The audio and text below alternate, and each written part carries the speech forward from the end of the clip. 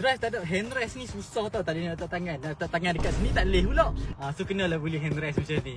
So mula-mula kita pasang stiker yang span ni dulu. Bagi dia kurang vibration sikit. So dia jadi macam damper lah. Mereka dah kita letak pun. So letak kat sini. Letak, lepas kita screw dia. Akak. Dia ada macam tangga macam ni. Slack je daripada bawah ni. So masuk. Dah ada handrest ni senang tau nak letak. So macam ni aku letak dia ke belakang sikit sebab korang boleh je adjust pergi lagi depan.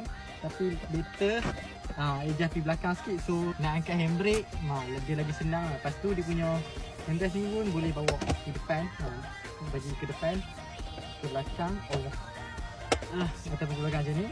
Lepas tu tengok kompartmen dia dalam. Kompartmen dalam dia besar. Satu kat sini. Lepas tu yang ni saja satu. Tapi ni mungkin nak letak kad saja pun boleh. Ni kalau nak letak kad boleh lah. Yang bawah ni kalau letak barang-barang duit-duit balance tu boleh letak kat sini. Macam ni ada card holder. Ni aku tak tahu nak letak tempat apa. Tapi lepas tu siapa yang pandai buat wiring, dia bagi sekali kabel boleh buat power untuk charge. Belakang ada 4. Depan ni tengok dia ada lagi. Tapi ni siapa pandai wiring boleh lah buat. Tapi kalau ada tak wiring, bagi dia lagi tepi mana kita wiring dia tahu. So kita dah handle dia. Memang tu dia tak tangan. So ni dah rehat ni.